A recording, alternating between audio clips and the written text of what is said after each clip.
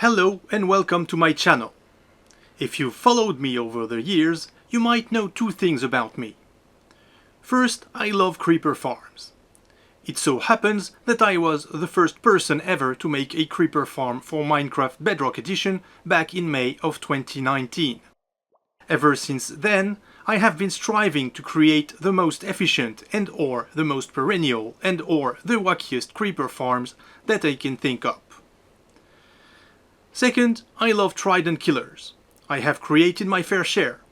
Most don't work anymore due to unfortunate updates, but some still do. The important thing is, these two occupations are very compatible. Recently, I came up with the idea of a creeper farm that should in theory be excellent, if not best in class. I built it and rate tested it, and it does seem at this point that the theory was right. Without further ado, let's dive into it. There are two elements to the workings of this farm. The first element is an absolutely amazing water stream design that was pioneered by Helo in their 9K huge Sim 4 creeper farm back in around 2022. I will post a link in the description. The layout is extremely convenient. It allows creepers to be pushed into a 1x1 hole in the middle of the farm, keeping it compact and elegant, while not taking much more time for the mobs to reach their destination when compared to straight line designs. You can see here how it is laid out in this square rendition of the farm. Basically, you have two mirrored sides to the pattern. One side has even numbered trapdoors. 2, 2, 4, 6, 8, 6, 4, 2, 2.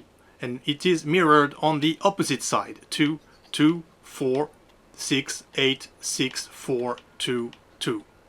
The other sides have odd numbered trapdoors. 3, 5, 7, 7, 5, 3. Repeated on the other side. Water source blocks are placed in between those lines next to the outside fence posts. So the water source blocks are here, here, here, here, etc. When used in conjunction with scaffolding or, like here, skulk vein, this setup seamlessly provides a way to move creepers towards the center of the platform. Here, we are also combining the water streams with an alternating ice-concrete pattern, which you can see here. And you have the ice that goes underneath the lines where there is no water, and the concrete underneath the lines where you have scaffolding or skulk vein. The reason we use ice here is, as explained in my previous general mob farm video, link in the description, is because mobs will not try to pathfind on ice under certain conditions, but will rather go straight for solid blocks such as concrete. Using this technique successfully prevents creepers that might get out of their water streams every once in a while from wandering around. They instead willingly go straight back up into a water stream and resume getting carried away to the drop chute. All of this is also combined with spider blocking buttons, here every 2 blocks, in a waffle pattern. This is in order to create spawning platforms that are fully optimized for pure creeper production. On the north and west sides of the farm, we also have alternating fence posts at spawning level in order to complete the spider preventing mechanism. Now all we need to do is build 15 of these platforms here, and the result is up here. So now we have a solid means for creeper production, but production is not all. You also need to take care of the mobs themselves, and this is where I put most of my focus onto. As you might know, the Minecraft mob spawning algorithm gives mobs 11 out of 2000 chances to spawn in each tick. It selects random positions on the X and Z coordinates and then picks the highest spawnable point on the Y coordinates to spawn vertically as many mobs as it can within the available spawning sphere, which is a sphere with a 44 block radius from the player position in simulation distance 4. In layman terms, what this means is that if you have several platforms on top of each other, each providing enough breathing room for mobs to spawn within the R44 sphere, like in this mock-up of a mob farm that I created here, you will get several mobs aligned in one column every single time a spawning attempt is successful. As you can see here, the mobs are all aligned vertically.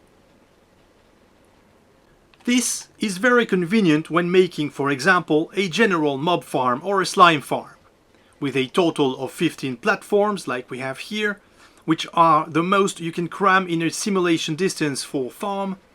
You can get mobs on almost every single layer whenever a spawning attempt successes and there are free spots in the mob cap. All of that in a fairly compact package. So here you can see we had our first spawning attempt, which was successful, and it spawned mobs on almost every floor of the mob farm. Some have since disappeared due to despawning rules.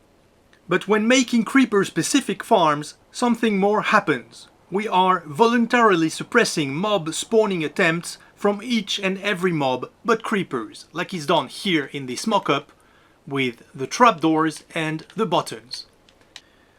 What this means is that on several layers of our farm we will just get failed spawns, like we have straight ahead of us here. We have 4 layers with no mob at all. These were failed spawning attempts. Failed spawning attempts, as you can see, translate into blank spots with no mobs.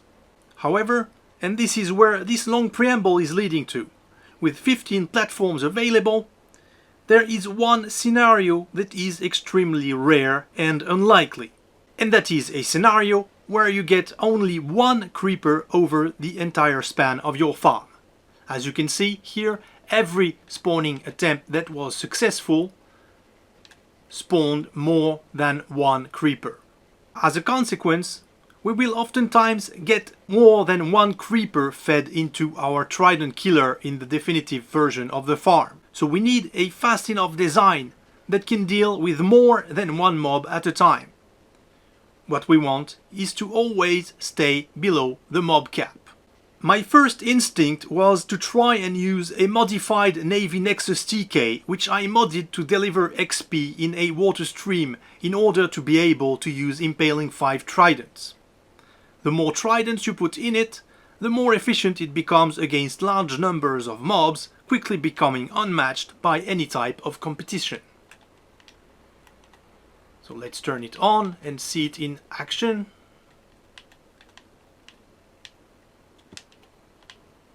Here you can see it kills the mobs very, very quickly.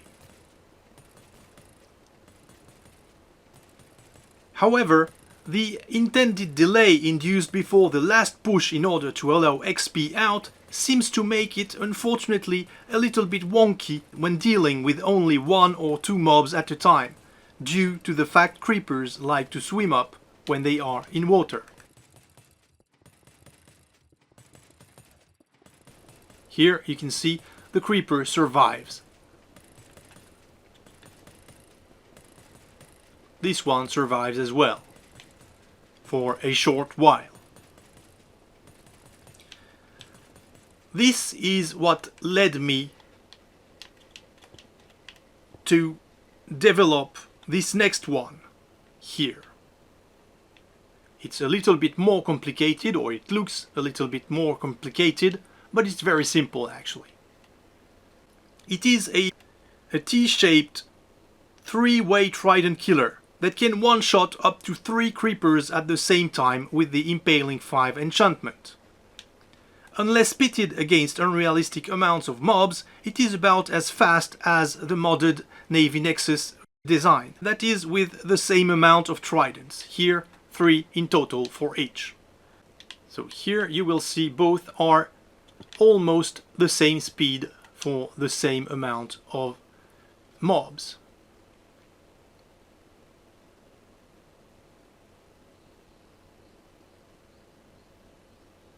Here. But the difference, as you will see here, is when it's used with small numbers of mobs.